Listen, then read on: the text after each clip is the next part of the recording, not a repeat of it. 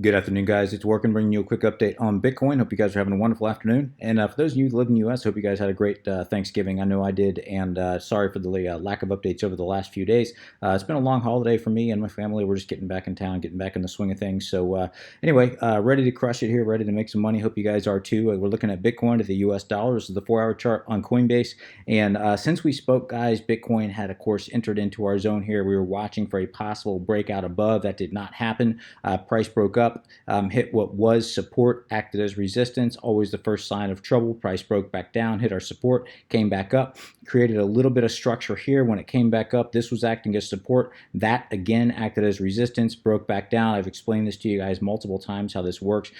This right here was our massive red flag, knowing that this zone was likely going to break when we saw how price reacted here, and of course it shortly did, broke right through, and now it dropped right into our support area between 3,800, 3,600 that I pointed out in my last update. I believe it was the last update, maybe the last two updates. I can't remember now.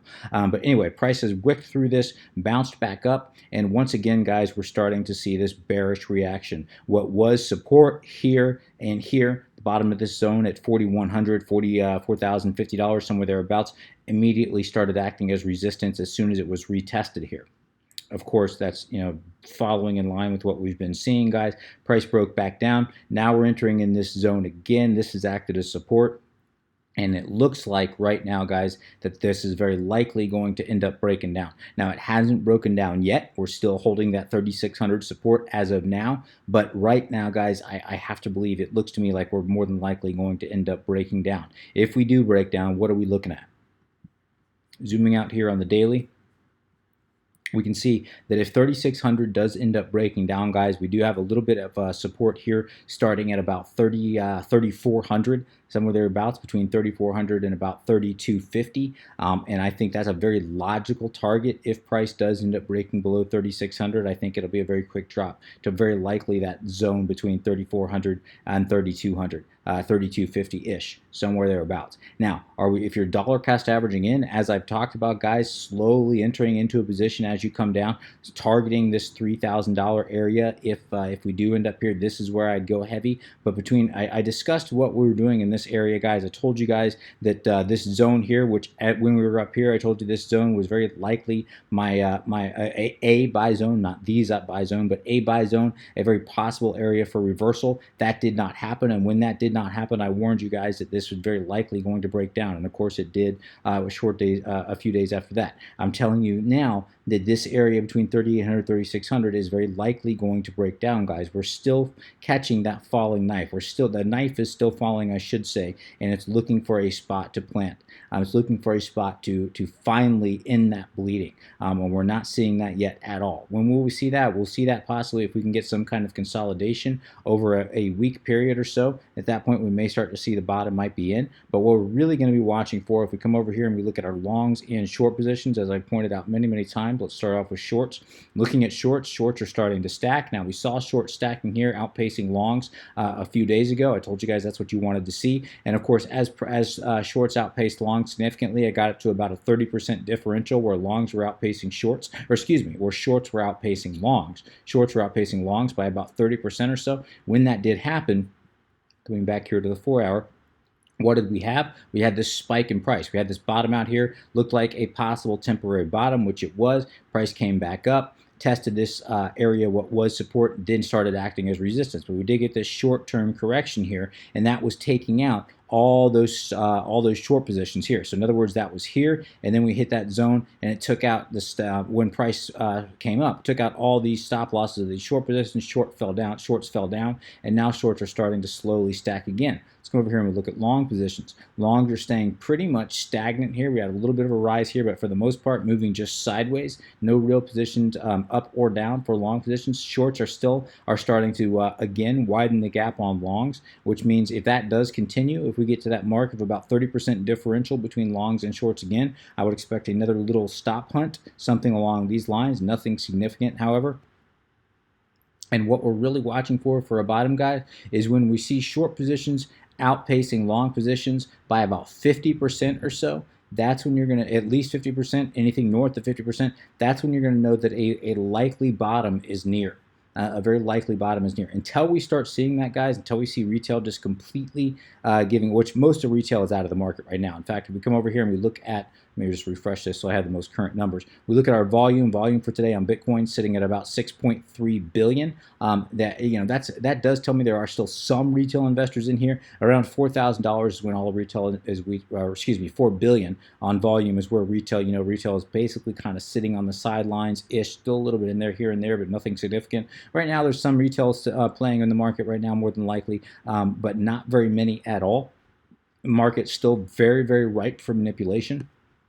So again, guys, what we're going to be watching here is we need that low volume, and we need shorts outpacing longs by at least 50%. That's when that's going to tell you that a very likely bottom is in, and then we just want a massive spike. Retail coming in, market makers coming in, possibly taking price up, possibly hitting that bottom. That'll spark that bull run. And I think that the number that we're going to need to break through to start to spark at least a temporary bull run, anything that's sustainable at all. Of course, we're going to have to break through that $4,000 decisively, a nice breakthrough with consolidation, not just by a wick, but a breakthrough with consolidation. 4,000, that's a given. But really, I think we've got to take out this zone that was created here. Everybody was watching this zone up here between about 5,700 and 5,500 right here. This was kind of the last stand. As soon as this zone broke, everybody knew that price was coming down very, very low. This was kind of the last stand. We had seen it before.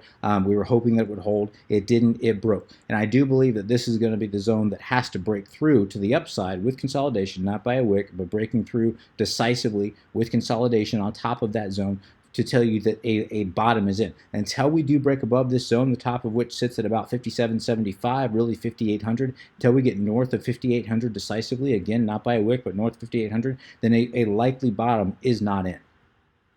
And I will consider this to be, even if we do get a temporary short squeeze that brings us up into that area, I will consider it just a short squeeze before we get a continuation of the bear market.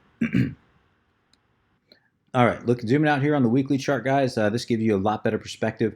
We can see that price did end up breaking down here. It was complete free fall all the way down into this zone here that we were talking about. We can see just looking at the chart that this is a very logical area of support. We're getting to that bottom of the area, guys, where if this does end up breaking down, there's a very good chance, again, just looking at the weekly, doesn't mean this has to happen, just means there's a good probability that this will happen, that we are I won't even say probability. I will just say that there is a real possibility. Let me word it. Let me phrase it that way. I don't want to spread any FUD at all. But there is a real possibility that breaks down. We're going to come down into this zone right here, guys, and that sits at about 2,500, 3,000 to 2,500. We know that 3,000 is a very logical support. This would make a very logical bottom. This is where, if you do have money sitting on the side, you're looking to entering into a position that you're planning on holding for the long term, or even if you're looking for a quick scalp trade.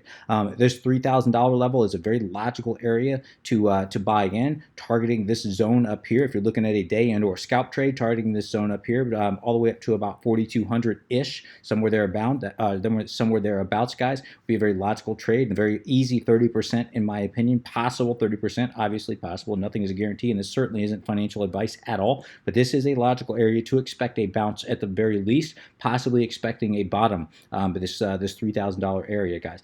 This would make a lot of sense just looking at the chart. And also, if we dig into, I know a lot of you are Elliott wave traders. I'm not going to go into that now. I don't like it in the low volume markets, but this would make a lot of sense if we put our Elliott hats on as well and draw that out. There's about 5 different ways that you could draw this thing, guys, but $3,000 is a very logical, 3,000 down to about 2,500 is a very logical area to expect this thing to end up bottoming out if that does happen. That said, there is, if we dig in here a little bit further, looking at the daily chart, there is some areas that we might find support in here, as I pointed out on the chart prior, between 3,200, 3,300, 3,400, somewhere thereabouts, guys. We could see some support there. Could that be a bottom? Is that's not an area I would dollar cost average into. If this does break down, I would wait to deploy your capital down here between 3,000 and 2,500, especially if you're looking to for a day and or scalp trade. Now, if you're looking for a long-term hold, if a good area to long-term hold, that you dollar cost averaging now is not a bad bad idea. Making sure that you hold on to a lot of your fiat for this area down here, $2,500 and $3,000 Bitcoin, be a logical area to go in a little bit heavier. But as I always say, guys, especially if you are not a day trader or a scalp trader, or if you're not comfortable with these markets at all, what you want to do is you want to just sit on the sidelines, protect your money, protect your fiat, and wait for us to hit bottom, and then wait for confirmation of an uptrend. And at that point, then you can start to slowly deploy your fiat. You're not going to catch the bottom, obviously, but you're also not going to lose any money. And once this thing does end up taking off, guys, as I always say, I do believe that it's going to dwarf 2017, and it's going to make that 2017 bull run look like nothing once we do hit bottom and this thing starts taking off, especially when institutional money gets in. And I do believe institutional money is going to start entering at the latest the first quarter of 2019, in my opinion. Possibly the second quarter. I guess the latest would be the second quarter of 2019, but I would very highly expect the first quarter of 2019 for some fireworks to start going off, especially towards the end of that first quarter, in my opinion. Again, not financial advice at all. Coming out here and zooming at log scale, let me go back to the weekly chart so you guys can see a little bit better. I've pointed this out a couple times in the past. I told you guys this is that log scale chart that goes all the way back to the end of 2011. Pointed this out, guys, a few times. Told you that if this support did end up breaking, that we would very quickly be dropping, and of course that's exactly what happened. We can see it here, dropped in. If we zoom in here, dropped into our zone here. Makes a lot of sense. This is where it's currently finding support. Has found support here for the last really 2 weeks or so. I guess week and a half, depending on yeah, I guess a week and a half really. So this area makes a lot of sense. We can see how zooming out here, guys. This will be the next area that's going to make a lot of sense, as I just drew here. The next area, if this does break down, probably a very quick drop down to that $2,900, $3,000 area to start dollar cost averaging in. This is the next area that would make sense. But zooming all the way out here, guys, there's really, excuse me, guys, sorry about that. There's really an area where this thing started to turn around, or excuse me, where this thing did end up breaking out, and that was the top of this zone right here. So let me just kind of draw it right here. This goes all the way back to 2013, by the way, the end of 2013. You can see this zone right here. This was the real breakout, and this ended up happening in February of 2017. Yeah, what was that? Almost 2 years ago. We're getting there. February 2017. When this thing ended up breaking up, guys, this really broke a very, very strong resistance. We can see that resistance was set all the way back in November of 2013. Tested it again here, was rejected, came back up, tested it, rejected, broke through initially, came back down for a retest, strong bounce, and then broke right back up. So we can see that this was a very strong resistance, and when it broke through here, it broke through with a vengeance, man. I mean, it just took off at an almost unprecedented rate. Not unprecedented, but certainly unprecedented for quite some time, since 2013 back here. So this was a major breakthrough. Why is that relevant? That is relevant because if we do end up retracing, and if this area does break down, and I don't expect this area to break down, I expect $3,000 to $2,500 to be a very solid bottom. That being said, guys, Bitcoin is certainly a non-traditional market. In a traditional market, this thing would be turning around right where it is. This is not a traditional market at all. So even though this looks like a very logical bottom, we know that the Bitcoin has broken down in the past. And depending on how severe that panic is, it could break down below this level again. And if it does, of course, as I always tell you guys, this is why you don't want to go all in. When we get that bottom, it's going to be very, very, very obvious, in my opinion. I think it's going to be very obvious when we get that bottom. So just sit back on your fiat, wait for a possible, wait for that trend to establish. But if you are a scalp and or day trader, guys, I'd be looking at a major bounce right here between 3,000 and 2,500. That breaks down, guys, and I do think we're going to get a bounce. But the question is, are we going to get a major bounce followed by a retest and it's breaking back down again, as we've seen here in the past? That's a real possibility. And if and when this does end up breaking down below 2,500, I do believe, although there's a little bit of support right here sitting at about 1,900, that it may find some support there. I think that if that does break down, probability is going to shift in favor of this thing breaking all the way back down into our $1,200, even $1,100 zone. That's a real possibility. And this I believe is going to be a very strong, I cannot imagine Bitcoin going below this area. This is where I would be deploying, if it ever does get down here, guys, this is where I would be deploying fiat heavy. And you have to ask yourself, do you believe in the technology at this point? Of course, at this point, everyone's going to be telling you Bitcoin is dead. It was a fad. It's faded away as quickly as it came. That's when you're going to hear all that. More than likely, when this does break down, that's when you're going to hear all that FUD, and it's going to end up breaking down very quickly to this area here. This is the area that I'm going to tell you to go in, that I'm going to recommend. Of course, this is not financial advice at all. This is the area that I should say I will be going in extremely heavy. Will I deploy all my fiat that I have available to buy Bitcoin at this area? No, I will never deploy all my fiat, guys. I will, I will wait for that trend to be established, wherever that trend does end up being established, because of course anything is possible. But this is that, this is where I'd be looking at placing bets, guys. This is where I have very high confidence that this thing would end up bouncing if it ever does get down into this area, guys.